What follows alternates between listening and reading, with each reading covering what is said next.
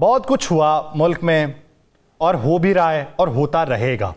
وفاقی حکومت دعوے دار، معیشت اپنے پاؤں پہ کھڑی ہو چکی ہے، سب کچھ سموتھ ہے، سارا کچھ ٹھیک ہے.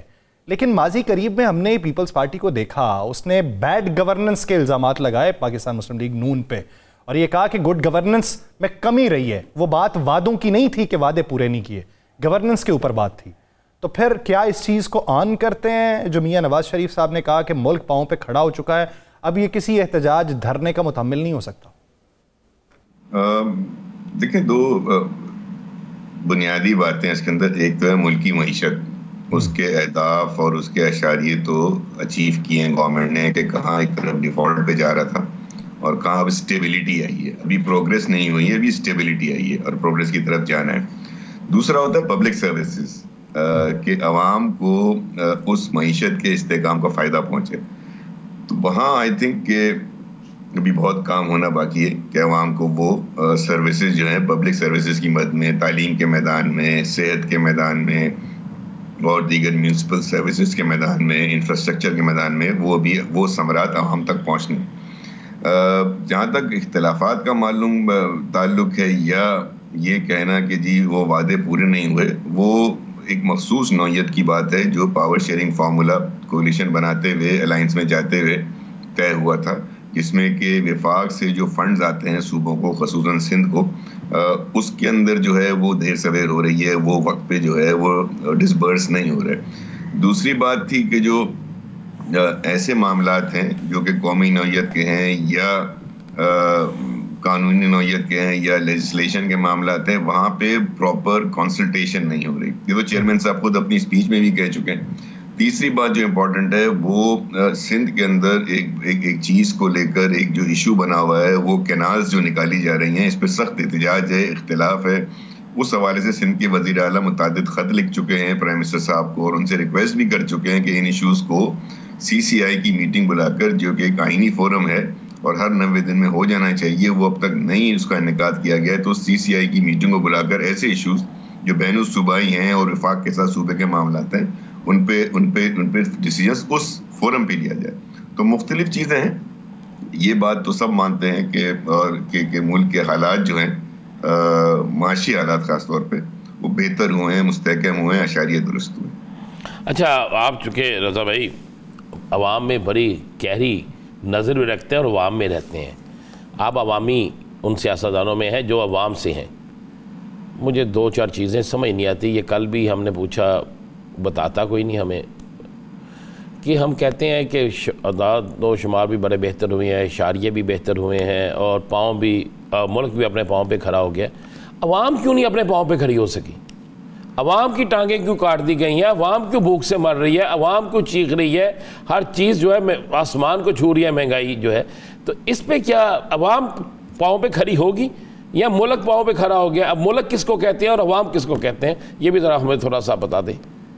رانا صاحب، میں کم از کم ملک اور عوام کی تو تعریف اور تشریح آپ کے ساتھ نہیں کروں گا. آپ سینئر ہیں، آپ کو معلوم ہے. میں یہ آپ کو ضرور بتاؤں گا کہ اشاریے جو درست ہوتے ہیں، ہم کہتے ہیں نا، انفلیشن کا ریٹ جب کم ہو جاتا ہے تو اس کا یہ مطلب نہیں ہوتا کہ چیزیں سستی ہو جائیں گی. اس کا مطلب یہ ہوتا ہے کہ جس تیزی سے وہ شرح بڑھ رہی تھی، بڑھتی تو رہے گی لیکن اس میں کمی آئی ہے. سر 34% بے روزگاری میں اضافہ ہوا ہے. 34 اس کا ریزن یہ ہے رانا صاحب، جو اکنامک ریزن ہے، پولیٹیکل اکنامک ریزن ہے. نمبر 1، اب آپ کو جب ترقی کرنی ہے تو ملک میں آپ کو سیاسی استحکام چاہیے. تو سیاسی استحکام ابھی اس طرح ہمارے درمیان موجود نہیں ہے. ہم دیکھتے ہیں کہ ابھی انتشار کی کیفیت ہے، عدم استحکام ہے، ایک پارٹی ہر وقت سڑکوں پر رہتی ہے، استحکام نہیں آ رہا. دوسرا ریزن یہ ہے کہ جب ترقی ہوتی ہے، جب معیشت بہتر ہوتی ہے، اس کے تین انڈیکیٹرز ہوتے ہیں. نمبر 1 ہوتا ہے کہ آپ کے پاس فورن ڈائریکٹ انویسٹمنٹ آنے لگے، ملک میں انڈسٹریز لگیں، کاروبار ہو، ٹریڈ ہو، تجارت ہو، اس سے روزگار کا اضافہ ہوتا ہے. روزگار بڑھتا ہے تو عوام کی قوت خرید بہتر ہوتی ہے، پھر وہ مہنگی چیزیں بھی ذرا اس لیے خرید سکتی ہے کہ اس کی آمدنی میں اضافہ ہوتا ہے. نمبر 2 طریقہ ہوتا ہے آپ کی اپنی ایکسپورٹس بڑھیں. آپ کی ایکسپورٹس ابھی جو ہے اس طرح نہیں بڑھ پا رہی کیونکہ آپ کے جو انرجی کی کاسٹ ہے، دیگر وہ کمپٹیٹیو نہیں رہ گئی ہے، تو آپ کو اپنی ایکسپورٹس بڑھانی ہوتی ہیں. تیسرا طریقہ ہوتا ہے کہ آپ کی ریمیٹنسز میں اضافہ ہو، جو کہ ہو رہا ہے. تو یہ تینوں چیزیں جب ایک ساتھ بڑھنا شروع ہوں گی تو پھر سر رضا صاحب بسد احترام، سر چوتھے طریقے کی تو آپ نے بات نہیں کی جس کی وجہ سے سارے اشاریے بہتر ہوئے. سر وہ جو لون لیا گیا ہے, جو ادھار لیا گیا ہے, جس کی پہلی قسط بھی واپس نہیں کی سر, یہ داد و شمار تو اس کی وجہ سے بہتر ہوئے نا سر. اب میں کنگلا ہو جاؤں, رانا صاحب مجھے لاکھ روپیہ دے دے, میں کہوں زندگی ٹھیک ہو گئی ہے, تو پتہ تو اس دن چلے گا جب لاکھ کی پہلی کا کہہ کے نا گورنمنٹ کو پیچھے پڑوا, جب پہلی قسط واپس کروں گا سر. نہیں دیکھیں نا, اب آپ نے لون لیا ہے نا, جب آپ آئی ایم ایف کے پاس جاتے ہیں, لون لیتے ہیں, تو پھر وہ لون آپ کو واپس بھی کرنا ہوتا ہے. اور آئی ایم ایف کے پاس جب آپ جاتے ہیں تو فسکل ڈسپلن آتا ہے نا آپ کے ملک کے اندر, اور فسکل ڈسپلن آتا ہے آئی ایم ایف کے ساتھ جو کانٹریکٹ میں آتا ہے, تو وہ دیگر لینڈنگ ایجنسیز آپ کو لینڈ کرتی ہیں. تو لون لینا تو کوئی بری بات نہیں ہے, لون لے کے تو آپ, لیکن اگر وہ لون کا صحیح یوز ہو اور معیشت اس سے بہتر ہونے لگے, آپ کے ٹیکس کلیکٹ ہونے لگے, یہ جو میں نے 3 انڈیکیٹرز آپ کو بتایا, اگر وہ ہونے لگے, ایک آئیڈیل سچویشن ہو, تب آپ کو ایک عام آدمی کی زندگی میں بہتری نظر آئے گی. ٹو بی آنیسٹ, روزگار کا اضافہ انویسٹمنٹ سے ہوگا, ٹریڈ بڑھنے سے ہوگا, ایکسپورٹ سے ہوگا, انڈسٹریز کی پروگریس سے ہوگا. تیسری باقی سب سیاسی باتیں ہیں اور سیاسی بیانیے. اچھا, میں نے آج ایک بزرگ سے پوچھا, میں اپنے سورس کو بزرگ کہتا ہوں, میں نے ایک بزرگ سے پوچھا, میں نے کہا بھائی پاؤں پہ کھڑا ہو گیا, کہتا ہے ایم این اے. میں کہ یار پاؤں پہ ملک کھڑا ہو گیا, کہتا ہے سینیٹر. میں کہ یار پاؤں پہ ملک کھڑا ہو گیا, وہ کہتا ہے ارکان پنجاب اسمبلی. میں کہ آپ یہ کیا بات کر رہے ہیں, کہتے ہیں تنہائیں تو ان کی بری ہیں, قرض ہمارا لیا گیا ہے, ہمارے نام پہ لیا گیا ہے, اور تنہائیں ان کی بری ہیں.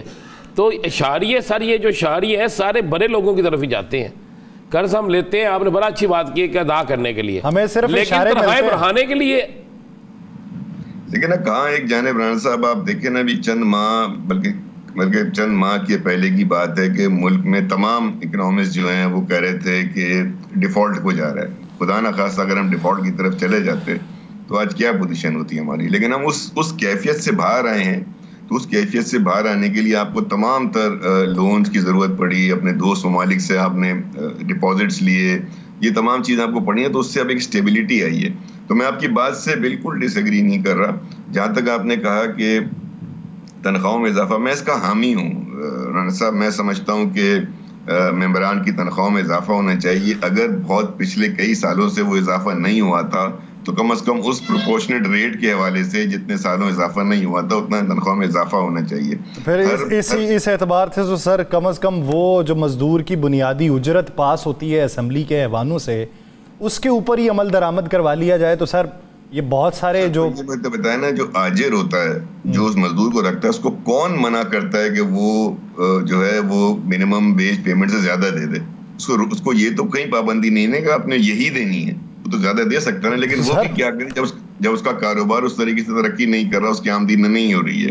تو یہ تمام چیزیں معیشت میں آپس میں جڑی ہوئی ہوتی ہیں. دیکھیں نا, ہر ممبر پارلیمنٹ یا ممبر صوبائی اسمبلی جو ہے وہ ایلیٹ کلاس کا تو نہیں ہوتا نا, ورکنگ کلاس کے لوگ بھی ہوتے ہیں, ان کے اخراجات بھی ہوتے ہیں. اور جب وہ بعض تو ایسے ہوتے ہیں جب وہ ممبران بنتے ہیں تو ان کی اپنی نوکری ختم ہو جاتی ہے, اگر وہ پرائیویٹ ادارے میں ہوتے ہیں وہاں نہیں جا پاتے, تنخواہ کا لاس ہوتا ہے. بعض جو کاروبار کر رہے ہوتے ہیں. رضا بھائی یہ تو بات آپ وہ کہہ رہے ہیں جس جماعت سے آپ الیکشن لڑتے رہے ہیں, وہاں پہ بالکل 5000 میں بھی الیکشن لڑا جاتا تھا, لوگ نظریاتی ووٹ ہوتا تھا. لیکن اب تو جناب الیکشن ڈے کا خرچہ جو ہوتا ہے نا وہ 1.5 سے 2 کروڑ روپیہ ہوتا ہے, اور بینر پہ لکھا ہوتا ہے آپ کا خادم. ٹھیک ہے, تو اب خادم جو ہے وہ ہماری خدمت کرنے کی بجائے ہم سے خدمت کرواتا جا رہا ہے. نہیں, یہ آپ کا طنز بنتا ہے, یہ آپ کا طنز درست بنتا ہے, اور آپ کی تنقید ٹھیک ہے, لیکن پھر بھی ایک بہت بڑی تعداد ہوتی ہے رانا صاحب جو, لیکن ایک کانسٹیچوئنسی بھی ہوتی ہے, یعنی کہ ایم پی اے کی بھی کانسٹیچوئنسی ہوتی ہے. تو ہم تو ایک جنرل ٹرم سے بات کریں نا, آئیڈیل سچویشن کی بات کریں. یقیناً ایسے لوگ ہیں جو تو شاید تنخواہ بھی ان کے لیے کوئی معنی نہیں رکھتی, وہ تنخواہ لیتے بھی نہیں ہوں گے یا کیا کریں گے اس تنخواہ کا. لیکن ایک بہت بڑی تعداد ہے ایسی اسمبلی میں جن کے لیے وہ تنخواہ جو ہے وہ لائف لائن بھی ہے, ان کے ایکسپینسز بھی کور کرتی ہے.